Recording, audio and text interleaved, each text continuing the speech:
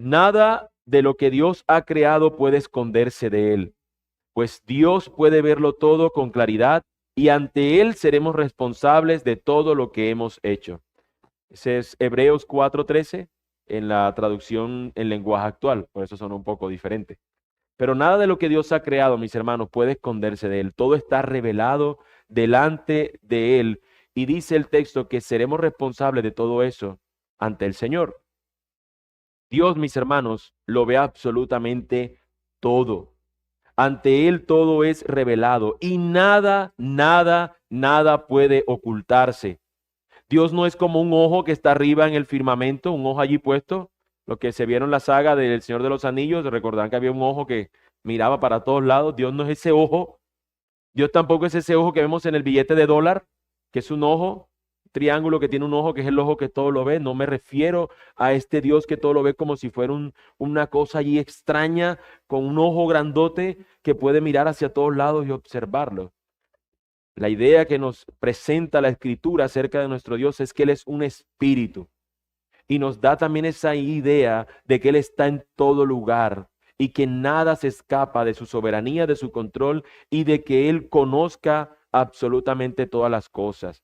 Eso es lo que sabemos de nuestro Dios, que Él es un espíritu, que Él es eterno y que es soberano.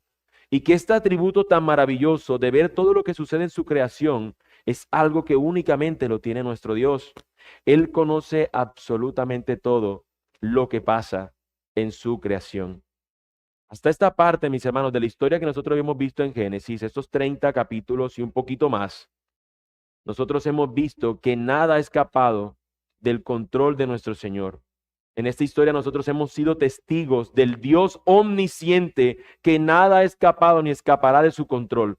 Cuando parece que un hombre quiere salirse con la suya, cuando parece que uno de los que él ha escogido quiere hacer cualquier otra cosa, el Señor hace y opera para que pase lo que él quiere que pase. Aun cuando alguno quiere actuar como de manera allí perversa, termina el Señor obrando. Ninguno puede engañar a Dios. Ni aun cuando Jacob engañó a su padre, Dios estaba evidenciando cada uno de los pelos que se ponía sobre la piel Jacob. Nada sorprendió al Señor y nada dejó él de no poder verlo.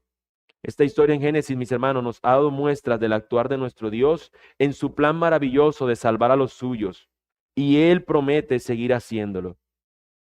De manera particular, mis hermanos, solamente concentrándonos en lo que ha sido la vida de Jacob, que ha sido el personaje que hemos estado estudiando durante las últimas semanas, solamente concentrándonos en la vida de Jacob, vemos que Dios ha prometido estar con él donde quiera que vaya. Recordarán ustedes que él sale huyendo de donde su hermano y Dios le promete estar con él cuando se lo encuentra en ese lugar, en el camino entre donde él estaba con su padre, a donde él se dirigía, que era la casa de su tío Labán. Dios estaría con él. Dios se lo promete. Sin embargo, vemos que a Jacob durante todo su caminar parece que eso se le olvidó, porque nunca recuerda, nunca dice algo que tenga que ver con que él dice, Dios ha prometido estar conmigo, así que yo voy a estar tranquilo. Sino que siempre lo vemos a él actuando, pareciera siempre en contra de lo que dice el Señor. Y es algo que nosotros siempre hemos visto aquí en esta historia con Jacob. Si recordamos un recuento sobre la vida brevemente, recordaremos que él era el hermano menor y como hermano menor, él no le correspondía la heredad de su padre o esta bendición que solamente le correspondía al hijo mayor. Así que él toma el lugar, usurpa el lugar de su hermano mayor, engaña a su padre y él toma esa bendición para con él. Luego termina huyendo de su hermano cuando éste se entera de lo que sucede porque el hermano mayor lo quiere matar.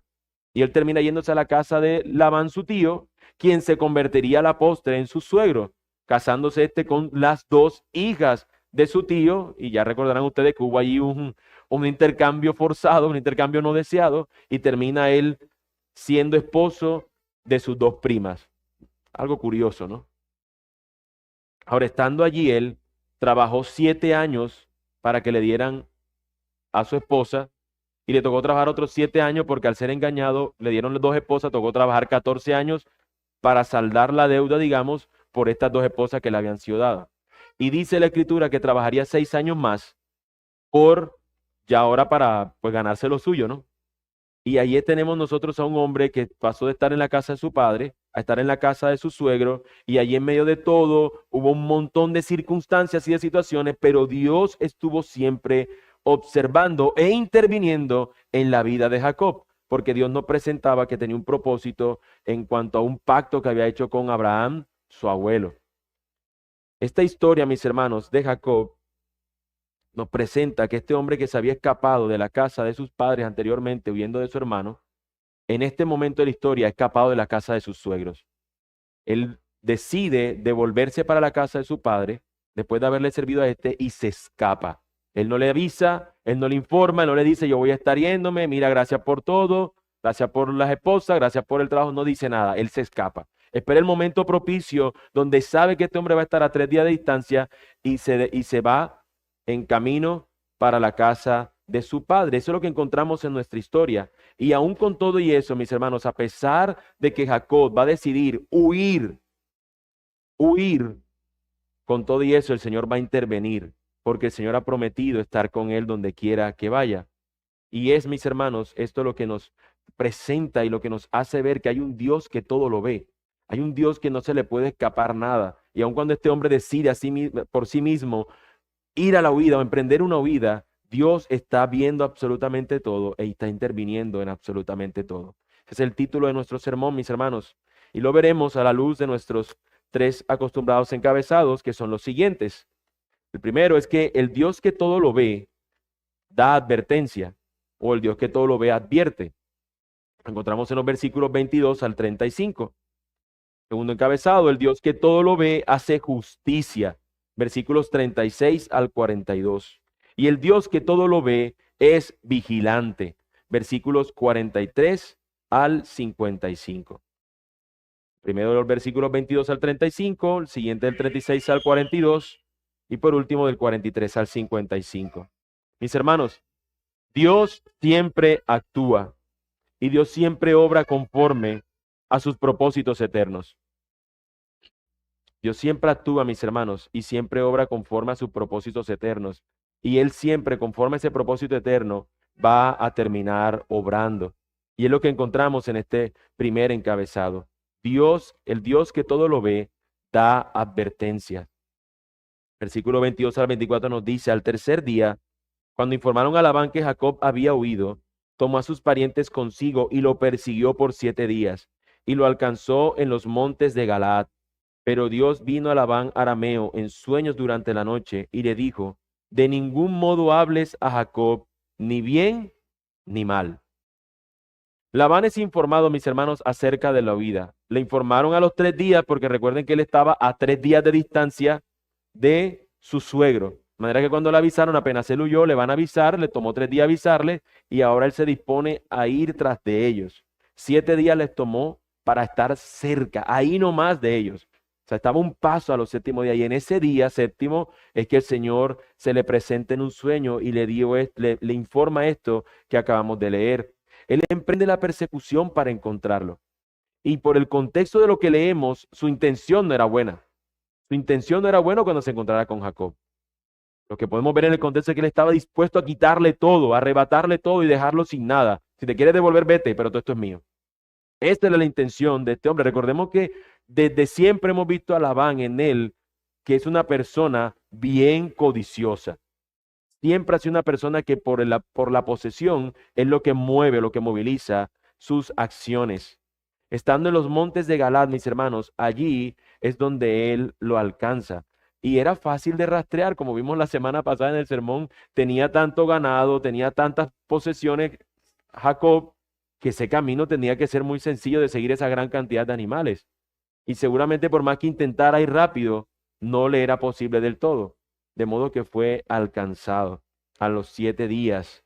Estando en ese lugar, mis hermanos, cuando ya era una presa fácil Jacob, el Señor interviene.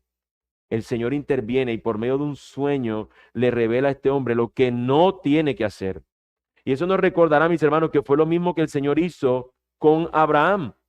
Recuerden ustedes que Abraham había dicho, esta es mi hermana, se la llevó por allá a Abimelech, y a través de un sueño el Señor le hace ver que no tomara esa mujer, a ese tal Abimelech, y este hombre termina obrando conforme a lo que el Señor le dijo, dejando a esa mujer allí tranquila. Aquí nosotros, mis hermanos, encontramos algo similar. Aquí viene Labán con sus malévolas intenciones y el Señor es quien termina protegiendo de manera soberana a Jacob, perdón, como había hecho anteriormente con Abraham. No hable, le dice el Señor, no hable ni siquiera ni lo bueno ni lo malo. En una amplia gama de las cosas que tú puedes hablar de alguien, está o lo malo, está o lo bueno. Tú de alguna persona puedes hablar unas cosas buenas o unas cosas malas. Si el Señor le dice nada, de todo lo que tú puedes hablar de una persona, no hables nada. Ni lo bueno ni lo malo de Jacob. No hable, le dice el Señor. Y aquí entonces nos presenta el texto qué es lo que va a suceder él después de haberse encontrado, después de haber soñado, después del Señor habérsele revelado en un sueño, porque el texto nos dice claramente, Dios vino a Labán a través de un sueño. Alcanzó pues Labán a Jacob, quien había plantado su tienda en la región montañosa. Y Labán y sus parientes acamparon en los montes de Galaad. Entonces Labán dijo a Jacob, ¿qué has hecho engañándome y llevándote a mis hijas como si fueran cautivas de guerra? ¿Por qué huiste en secreto y me engañaste y no me avisaste para que yo pudiera despedirte con alegría y cantos, con panderos y liras? ¿Por qué no has permitido besar a mis hijos y a mis hijas? En esto has obrado neciamente. Tengo poder para hacerte daño. Pero anoche el Dios de tu padre me dijo, de ningún modo hables a Jacob ni bien ni mal. Ahora ciertamente te has marchado porque anhelabas mucho la casa de tu padre. Pero, ¿por qué robaste mis dioses? ¿Qué robaste mis dioses? Termina alcanzándolo, mis hermanos, y pareciera que su intención primaria era arrebatarle todo. Recuerden lo que le acaba de decir. Todo eso que tienes es mío. Él le dice, mis hijos y mis hijas. Él nada más tenía 2 hijas. ¿A quiénes se está refiriendo? A sus nietos, pero los consideraba suyos. Son míos, tus nietos son míos. Me pertenecen. Y las ovejas también. Y las vacas, todo es mío. Al final la intención de este hombre era despedir a Jacob sin nada. Y él devolverse con todo lo que consideraba suyo. Y aquí entonces estamos viendo que si el Señor no interviene, eso era lo que iba a ocurrir. Eso era lo que iba a terminar pasando. Por causa del Señor quien se presentó a Labán, esto se termina frenando, mis hermanos. Él usa unas preguntas para presentar su aparente preocupación. Estaba preocupado por las hijas. Te fuiste sin mis hijas, sin yo poder despedirme de ellas. Yo te hubiese despedido con una gran fiesta. Hubiese puesto panderos, liras. Hubiese hecho una despedida como tú mereces y como merece mi familia. Y también habría despedido a mis nietos. Pero dentro de las preguntas, mis hermanos, realmente lo que él busca llevar intencionalmente es que Jacob entienda que él se considera quien tiene el poder sobre todas esas cosas. Él le presenta el poder. Yo tengo el poder para matarte. Yo tengo el poder para quitarte todo lo que tú tienes. Yo tengo el poder para que eso que tú crees que es tuyo, me lo devuelvas. Pero había algo con lo que él no contaba. Y es que Jacob estaba delante de aquel que sí tiene el verdadero poder. Que él estaba o que Dios estaba a favor de él. ¿Y quién es más poderoso que Dios? ¿Quién es más poderoso que nuestro Dios? De modo que por más que este hombre tuviera el poder, que incluso legalmente le pudiera considerarse que él tenía poder sobre estas posesiones, con todo y eso, es Dios el más poderoso quien habla, quien determina, quien obra y hace ver y opera para que no suceda lo que este hombre malintencionado quería que sucediera. Dios había prometido estar con Jacob donde quiera que éste esté. Y aquí en este camino de retorno, mis hermanos, el Señor le muestra que sigue estando con él. Dios había prometido, mis hermanos, estar con él. Y nosotros no podemos ver con que esto es algo curioso que fue en el mismo camino. Y ya hablaré de eso un poco más adelante. Labán, mis hermanos, pasó de mostrar el poder frente a Jacob y empezar entonces a reclamar por unos ídolos. Él a través de estas preguntas presenta cuál era su intención aparente, pero ahora presenta el hecho de que a él le robaron unos ídolos y es lo que termina reclamándole a él. Y a mí me parece esto sorprendente, me parece tremendo que habiendo sido visitado por el Dios vivo en un sueño, no se dispone a adorar a este Dios, sino que sigue en su idolatría. En vez de haber tenido este sueño con el Dios Todopoderoso, esta persona en vez de rendirse ante este Dios que le habló claramente, decide seguir buscando a su ídolo. Y esto nos deja, mis hermanos, a nosotros el considerar que las personas en su necedad, ni Dios hablándoles claramente, van a arrepentirse si quieren seguir en su necedad. O si el Señor no obra en la salvación de esa persona, van a seguir en la necedad. ¿Qué más claro puede ser que un sueño? ¿Quién no se ha levantado de un sueño preocupado cuando ha tenido un sueño raro? Sea por frijoles o sea por cualquier cosa. Que comió la noche anterior algo que le hizo daño. Por lo que se haya sido. ¿Quién no se ha levantado en alguna ocasión? ¡Qué sueño más raro! ¡Qué sueño más feo! Ahora, que en tu sueño te hable Dios y que te diga claramente, no le digas nada a Jacob con nombre propio. ¿Qué persona no lo invade un cierto temor? ¿O qué persona no se sentiría extraña con esto? Pero tan pronto se encuentra con Jacob y decirle, mire, ese Dios que tú adoras me habló, pero aquí estoy yo buscando un pedazo de palo o de piedra o de lo que fuera hecho el muñeco, porque ese era mi ídolo para seguir adorándolo. Las personas en su necedad, a menos que Dios obre en sus corazones, seguirán en su necedad. Y aunque parezca claro lo que le están hablando acerca de Dios, seguirán en esa necedad a menos que el Señor intervenga como intervino en la vida de Jacob.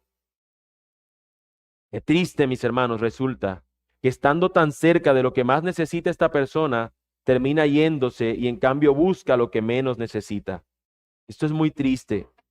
Es muy triste que él termina buscando aquel objeto inanimado que no está vivo y en cambio desecha aquel Dios eterno que vive por siempre.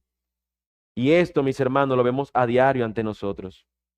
Ahora, ante las preguntas que hace Labán, Jacob termina respondiéndole. Versículos 31 y 32. Entonces Jacob respondió a Labán, porque tuve miedo, pues dije, no sea que me quites a tus hijas a la fuerza.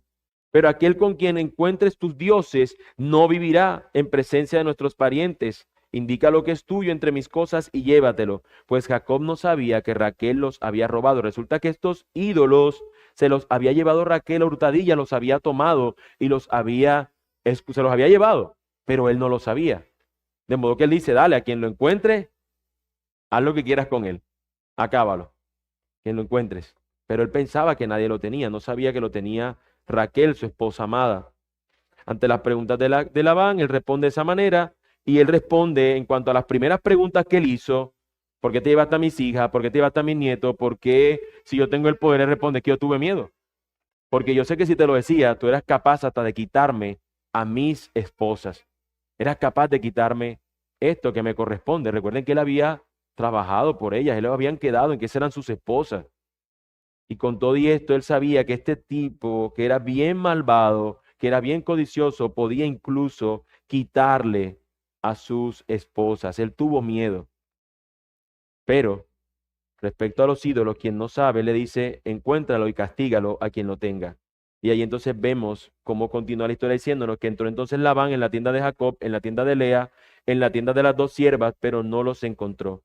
Salió después a la tienda de Lea y entró en la tienda de Raquel. Raquel había tomado los ídolos domésticos, los había puesto en los aparejos del camello y se había sentado sobre ellos. Y Labán buscó por toda la tienda, pero no los encontró. Y ella dijo a su padre, no se enoje mi señor porque no pueda levantarme delante de usted, pues estoy con lo que es común entre las mujeres. Y él buscó, pero no encontró los ídolos domésticos. Lo que ella dijo fue, yo tengo el periodo menstrual, no me puedo levantar delante de ti, padre, pero los ídolos los había escondido debajo de ella. Los tenía escondidos debajo de ella. Este hombre buscando sus ídolos termina haciendo esto, mis hermanos. Y podemos aquí al menos ver un par de cosas respecto a esta situación cuando él va a donde Raquel. La primera es que la hija menor termina engañando a su padre. Algo similar a lo que había hecho Jacob con su padre, siendo el menor, engañando a su padre Isaac. Aquí Labán, quien era el engañador profesional, termina siendo engañada por su hija menor. Pero lo segundo a destacar, mis hermanos, y quizás lo más interesante de este asunto aquí de esconder Jacob sus ídolos debajo de ella, es como dice un comentarista, la narrativa ridiculiza a los falsos dioses. Aquí una mujer se sienta encima de los ídolos que no tienen poder.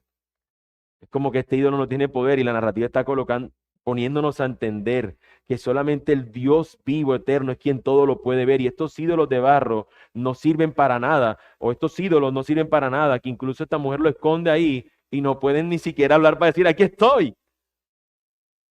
Son ídolos falsos.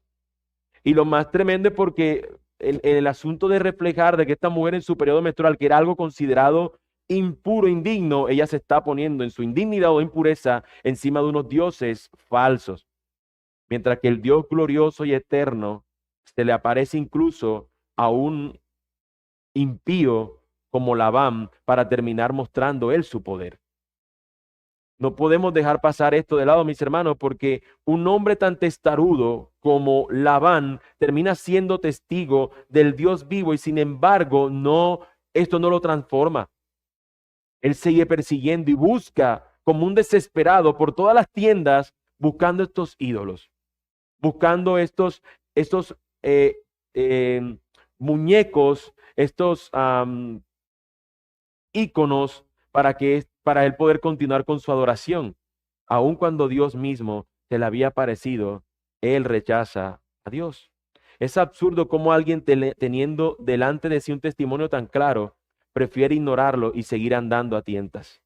El Dios que todo lo ve vio la persecución, vio la intención incluso del corazón de Labán, vio que lo que sobre Jacob venía, y el Señor intervino para que Labán no hiciera lo que tenía pensado hacer.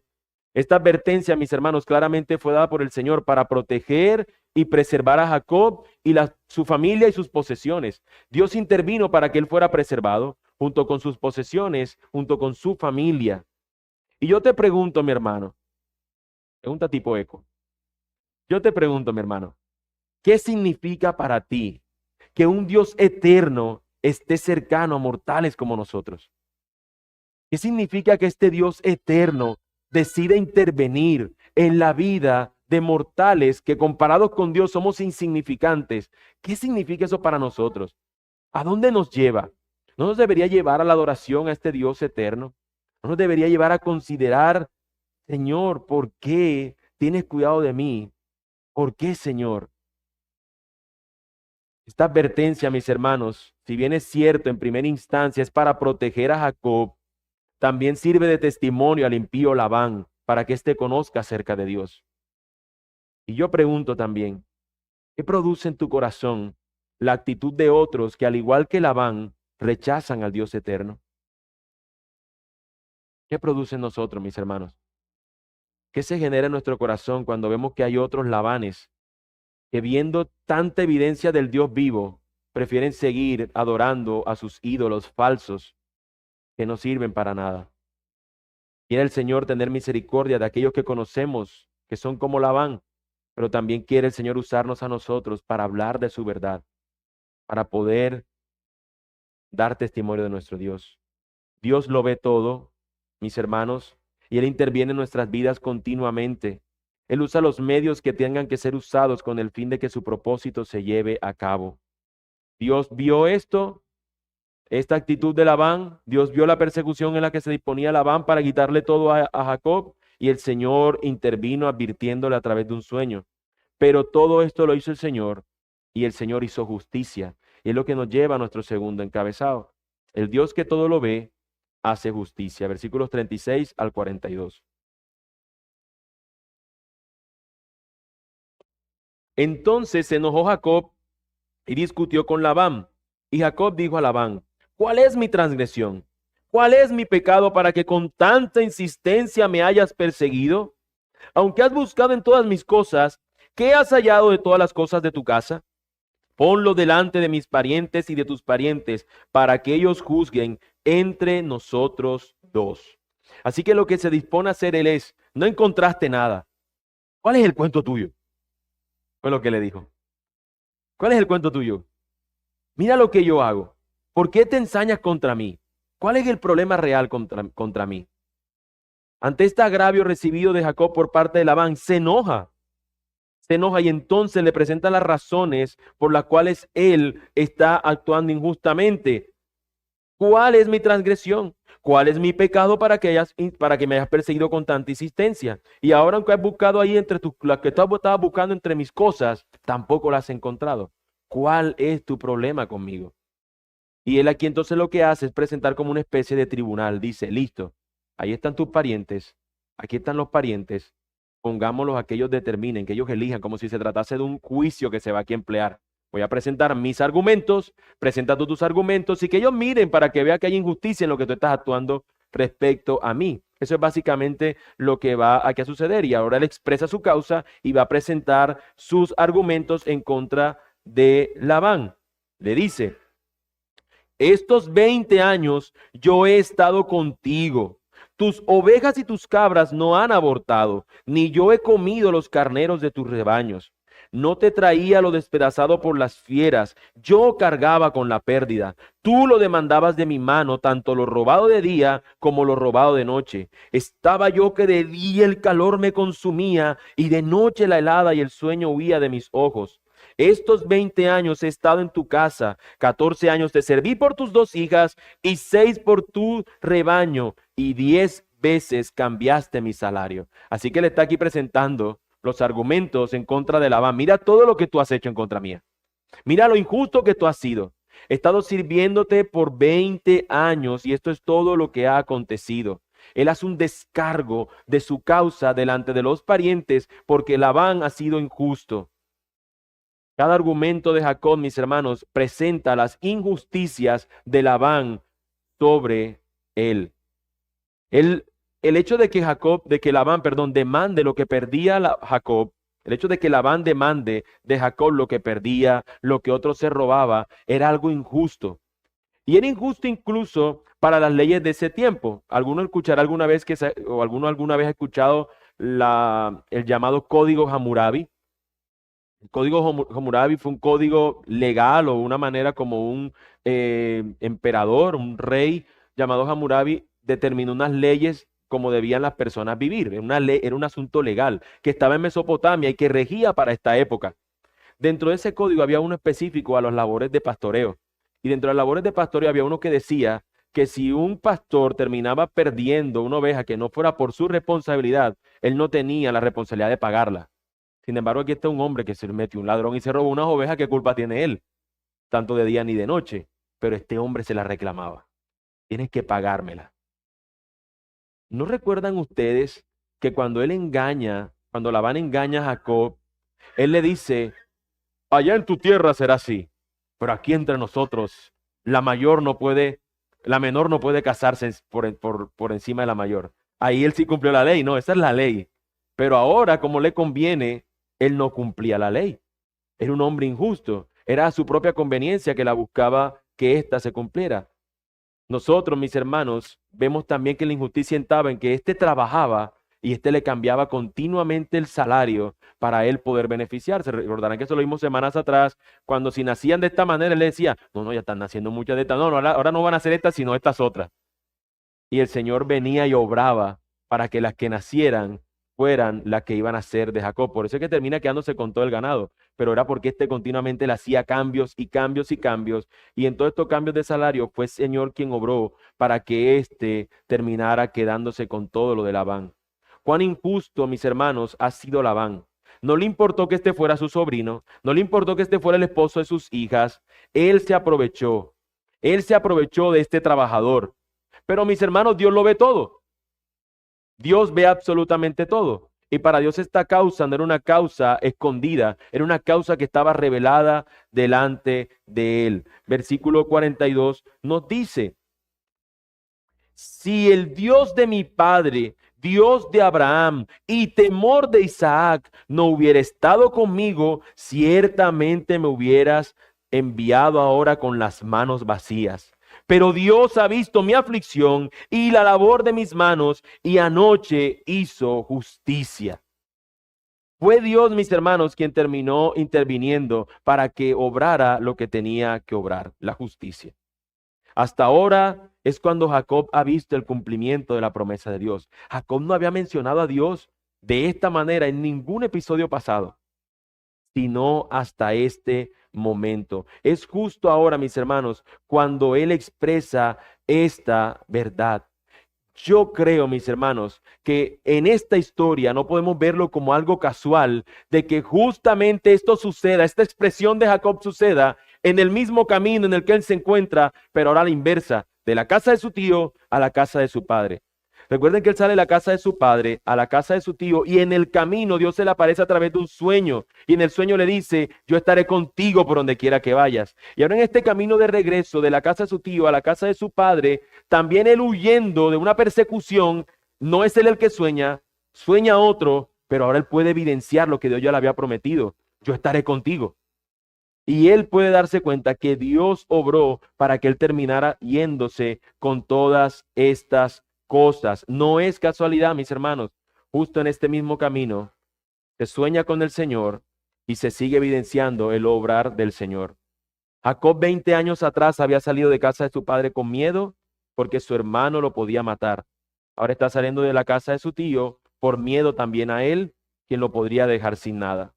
20 años atrás, en este mismo lugar, Jacob se encontró con Dios y temió.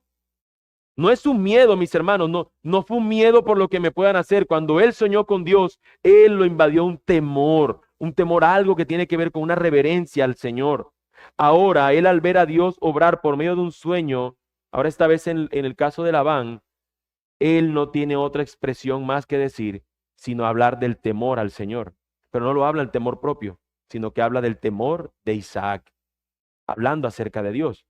Y yo creo que usted, o creo que muchos aquí, nunca habían considerado ese nombre o esa mención acerca de Dios, el temor de Isaac. El temor de Isaac, nunca habíamos escuchado a Dios mencionarse de esa manera. Dios es el temor de Isaac. Siempre hablamos del Dios de Abraham, de Isaac, de Jacob. Vemos el Dios de diversas maneras, pero aquí se le está hablando el temor de Isaac. De tal manera que Isaac lo que vivía era no con un miedo a Dios, sino con esta actitud reverente continua ante el Señor. Y es una diferencia entre las dos palabras. Lo que está diciendo Jacob es, a ese le tuve miedo porque me podría quitar mis hijas, pero estoy viendo a Dios, quien es temido, quien es reverenciado, quien es adorado, quien es exaltado por mi padre Isaac.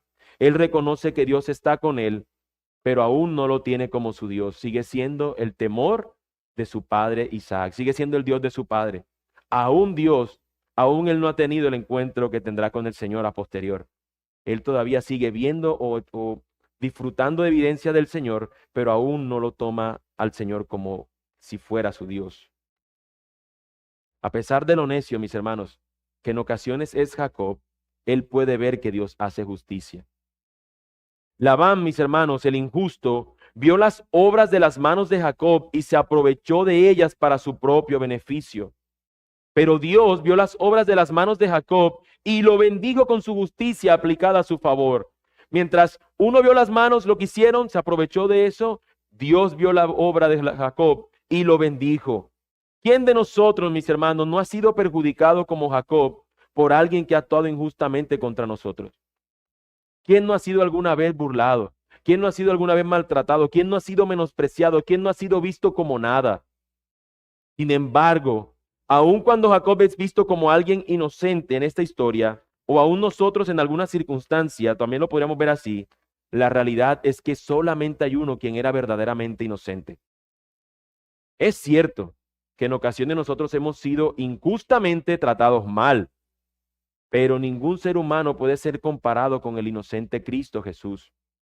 Nuestro Señor no hizo absolutamente nada malo nunca. De su boca nunca salió un mal dicho. Sus manos no hicieron la maldad. Sus pensamientos tampoco. Él vivió una vida recta y aún así fue injustamente llevado a la cruz.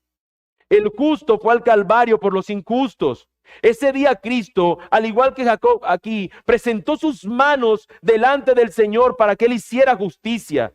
A diferencia de Jacob, es que éste recibió los beneficios de la justicia, mientras que Cristo recibió el castigo para satisfacer esa justicia divina y nosotros entonces ser quienes recibiríamos los beneficios.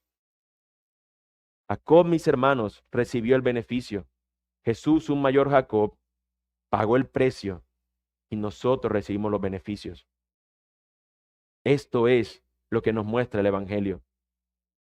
El Evangelio, mi amigo, que estás aquí, es que un justo vivió esa vida justa y pagó con su muerte por el perdón de los pecados de injustos como nosotros.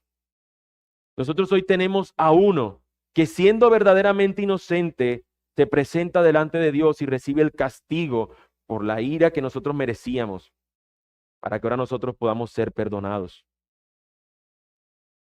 Si alguna vez, amado hermano, tú has sido injustamente tratado, yo te pregunto, a la luz del Evangelio, ¿crees que has podido reaccionar distinto ante la injusticia con la que te han tratado? Pero cuando nos tratan con injusticia, lo primero que pensamos es, pobre de mí, miserable de ese injusto. Pero ante la luz del Evangelio, yo te pregunto, ¿crees que has podido reaccionar distinto cuando han sido injustos contigo? ¿Deberíamos actuar distinto? Nuestro Dios es bueno. Él lo ve todo. Él advierte a los hombres. Él juzga justamente, pero también Él es quien vigila y guarda cada asunto de nuestras vidas, y es lo que encontramos y nos lleva a nuestro tercer y último encabezado. El Dios que todo lo ve es vigilante. Versículo 43 al 55. Nos dice la palabra del Señor: respondió Labán a Jacob: las hijas son mis hijas, y los hijos mis hijos, y los rebaños mis rebaños, y todo lo que ves es mío. Pero ¿qué puedo yo hacer hoy a estas mis hijas o a sus hijos que ellas dieron a luz? Ahora bien, ven, hagamos un pacto tú y yo, y que sirva de testimonio entre los dos. ¿No les ha pasado a ustedes que ustedes presentan unos tremendos argumentos de algo alguna vez y la persona lo ignora todo y termina diciéndote, mira, esto es lo que hay que hacer? Y por más que aquí le dijo él, trabajé 7 años por una esposa, 7 años por la otra, 6 años por tu rebaño, me pusiste un sueldo, me quedé con esta oveja, luego con esta, al final este le dice, ¿tú ves esas hijas? Son mías. ¿Ves esos nietos? Son míos. Esas ovejas que están ahí vadeando, que están ahí, y todos ahí, esas son mías. No le importó todo lo que presentara argumentación este hombre. Recuerda que estaban como una especie de juicio, de un estrado. Sin embargo, ahora se presenta como un buen abuelo o un buen padre. Sin embargo, ¿qué haré por estas mis hijas? ¿Que las dejaré que se vayan con las manos vacías? No. Hagamos un pacto entonces y resolvamos este asunto. El asunto realmente ya estaba resuelto. Eso era de Jacob. Sin embargo, este hombre aquí no daba su brazo a torcer. Aquí están, lo que termina haciendo es que tenemos que hacer un pacto para que esto finalmente sea llevado a cabo, como que tú te vas a terminar llevando esto. Nos dice, entonces Jacob tomó una piedra y la levantó como señal, y Jacob dijo a sus parientes, recojan piedras. Tomaron piedras e hicieron un montón y comieron allí junto al montón. Labán lo llamó Jegar Sahaduta, pero Jacob lo llamó Galet. El otro no lo llamó, ese nombre bien raro, Jegar Sahaduta, y el otro lo llamó Galet. Aún con todos los argumentos, él no termina aceptando que Jacob ha sido actuado con justicia, que eso le pertenece, sino que determina que no es así. Pero ahora, como una señal, que esto es algo que a nosotros hemos visto, recordarán que cuando Abimelech también pasó lo mismo, con todos estos pactos que se han hecho, siempre tienen una comida y siempre tienen unas piedras que se representan como un monumento para que signifique que allí se hizo un pacto. Y eso es lo que está pasando aquí. Así que ellos toman esta cantidad de piedras y lo levantan allí como una señal del pacto que están haciendo los dos.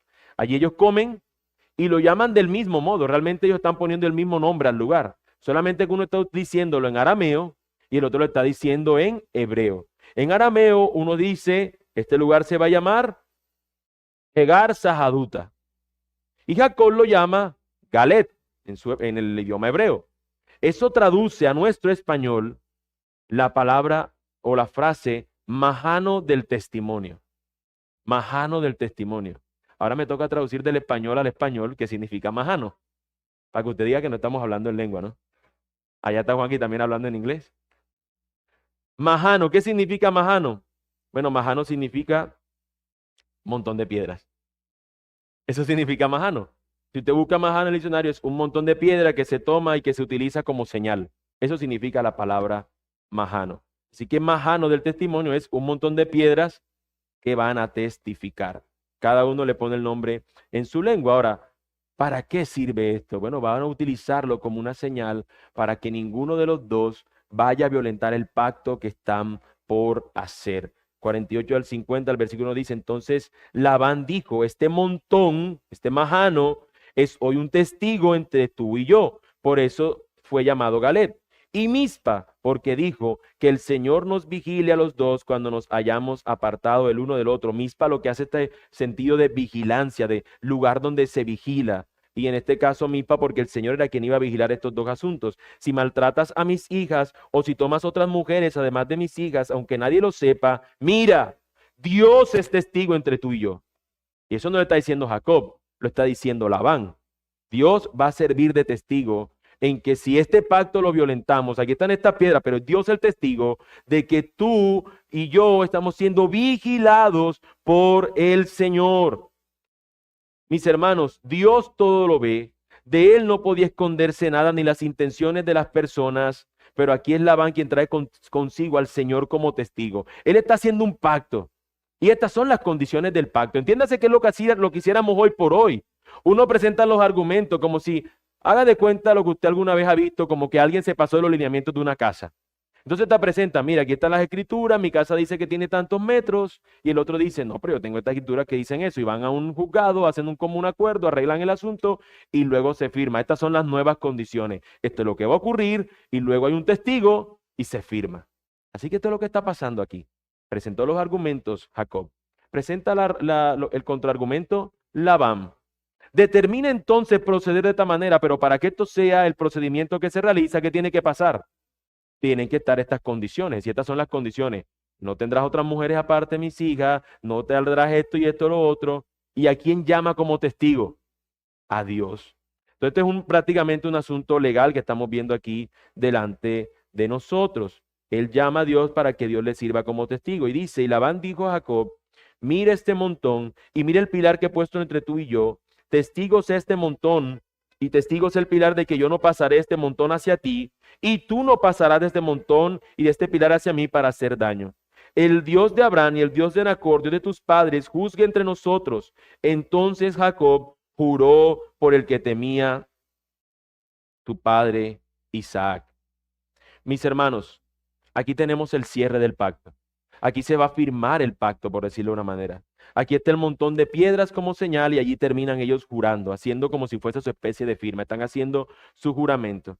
Notemos, mis hermanos, que la distinción que se evidencia es entre el Dios de Abraham y el Dios de Nacor. Al testigo que está llamando este hombre llamado Labán es que como si el Dios de Abraham y el Dios de Nacor fuera exactamente el mismo Dios. Pero cuando digamos firma, que en este caso es jura, Jacob, él no lo hace por este sincretismo que hizo aquí en este momento Labán, sino que él dice que lo hace por el Dios de su padre Isaac, por el Dios que temía su padre Isaac. Hay una distinción que él inmediatamente advierte y la da por conocida. Te juro por el Dios que teme mi padre Isaac.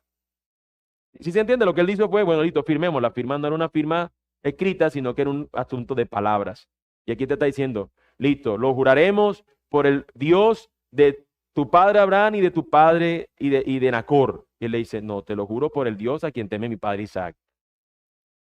Dando a entender de que este era el Dios en el que él estaba, entre otras cosas, empezando a creer o que al menos estaba reconociendo como Dios y no al Dios de Nacor. Era posible, y eso lo vimos en la enseñanza cuando hablamos de Nacor, que era posible que en esos tiempos se adorara la luna y ese fuera el Dios de Nacor. Mientras que el Dios de Abraham termina llamándolo, diciéndolo, ven y sal de tu tierra y de tu parentela. Y él entonces al Dios que no conocía lo empieza a conocer cuando le habla y se convierte en el Dios de Abraham, luego en el Dios de Isaac, a quien termina ante él jurando Jacob. Luego de esto, mis hermanos, termina cerrándose el pacto. Luego ofreció Jacob un sacrificio en el monte y llamó a sus parientes a comer. Comieron y pasaron la noche en el monte. Labán se levantó muy de mañana, besó a sus hijos y a sus hijas y los bendijo. Entonces Labán se fue y regresó a su lugar. Después de esto terminaron ellos concluyendo este pacto. Luego del pacto entre estos, mis hermanos, la ceremonia concluyó con todos comiendo, descansándose y separándose y determinando que este pacto se iba a cumplir.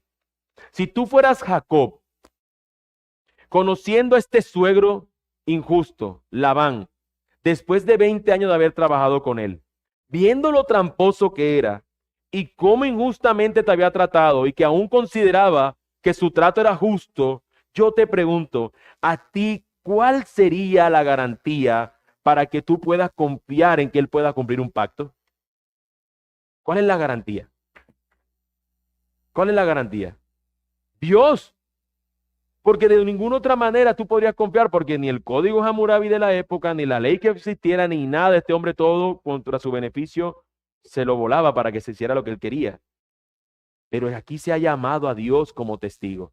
Aquí es Dios quien se presenta como la garantía para que este pacto se lleve a cabo. Esto es lo que tiene que confiar Jacob. Él no puede confiar en este hombre porque es muy tramposo. Cuando le dio la mano, le dijo, aquí, esto es lo que voy a hacer para darte este salario, todo el tiempo se lo cambiaba. Pero aquí estamos viendo que Dios como testigo, Él tiene ahora algo en lo que sí confiar. Hermanos, ¿no les parece a ustedes que ni siquiera una relación de 20 años te pueda dar a ti total tranquilidad? En cambio, una relación con Dios sí lo puede hacer, porque al final termina siendo eterna. Ningún hombre nos puede dar totalmente una garantía. Es Dios, mis hermanos, quien va a estar vigilando los pasos de este hombre impío. Y es que nada podrá suceder en este mundo sin que Dios lo sepa y esté pendiente y al cuidado y control de eso. Cuando hablamos de que Dios es vigilante, tal vez nos suene extraño y nos parezca como una palabra que suena rara usarla. Y seguro es por la idea que tenemos de un vigilante, ¿no? Un vigilante es una persona que tiene un uniforme, que se pone en un lugar, una persona que se cansa, una persona que se descuida, una persona que se le podría en algún momento pasar algo. Es una persona que si está trabajando de vigilante en la noche, es posible que más es lo que duerma que despierte, o puede ser que sí, puede ser que no, pero sabemos que algún momento pestañea. Y al ver a Dios como un vigilante, tenemos la idea como si estuviéramos diciéndole a Dios que Dios es un celador que se duerme. Pero la Escritura nos dice que no descansa quien nos cuida, quien no duerme aquel que está velando por nosotros. Mientras nosotros estamos descansando, y la idea de ese texto no es solamente cuando dormimos, sino que mientras tú no sabes lo que está pasando, Dios sí que lo sabe.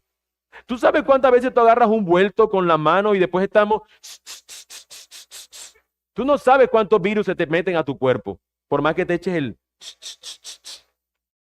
alcohol, no sé qué, el otro. Tú no lo sabes.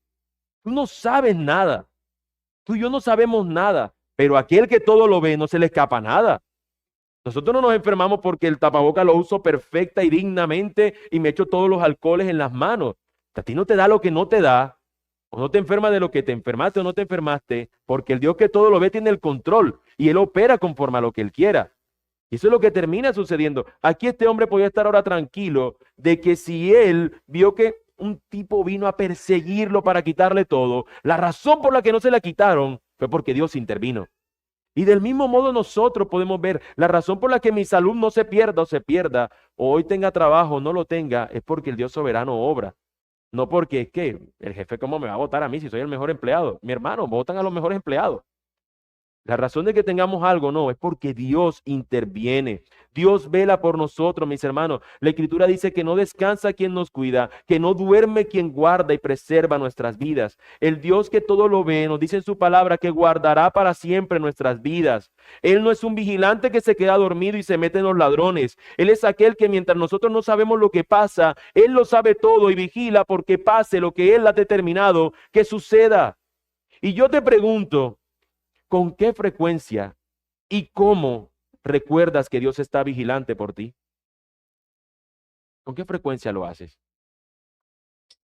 ¿Acaso no es cierto que si te enfermaste, lo primero que piensas es, y no compré el Big Vaporú? Y pasé y vi las pastillas tales y no las compré. Y se nos olvida que hay un Dios que vela por nosotros. Que mientras incluso pudieras tener en la noche un escalofrío, el Señor vela por nosotros. Y en sus manos tiene el control de nuestras vidas. Mis hermanos, ¿tú sabes lo que es tú estar con tu familia, camino con un montón de ovejas y de repente se te presenta un tipo para matarte? Y lo primero que diga ese tipo es, tengo el poder para quitarte todo. Pero el Dios a quien tú adoras se me apareció anoche. Eso es tremendo, mis hermanos. Que cualquier cosa de nuestras vidas, lo que Él está operando es porque el Dios Todopoderoso obra a favor de los suyos. Y eso es algo significativo. Eso es algo que cambia totalmente cualquier cosa, mis hermanos. Este Dios está vigilante por nosotros. No olvides, mi hermano, que Dios todo lo ve y Él está con su pueblo donde quiera que su pueblo esté, para guardarnos, para protegernos, como vimos hoy. Pero también este Dios observa nuestras obras, las cuales deben ser obras de justicia. De manera que si tú hoy has pecado, hermano mío, de manera que si tú hayas pecado, tú tienes que recordar también que Dios vio tu pecado. Pero recuerda que has sido visto en Cristo y puedes ir a Él y confesarlo y una vez más ser perdonado. Hoy Dios te vio cuando pecaste, te vio en Cristo. Fuiste visto en la obra de Cristo. Así que podemos saber que Cristo cuando fue al Calvario murió por nuestros pecados, incluso los de hoy. Pero amigo, no hay chance de que tú puedas huir del Dios que todo lo ve. Dios todo lo ve. Tus pecados, Él también los ha visto y les son conocidos. Todos y absolutamente todos. Y tienes que saber que a menos que seas visto en Cristo, tus pecados serán castigados. Pero si eres visto en Cristo, entonces serás perdonado.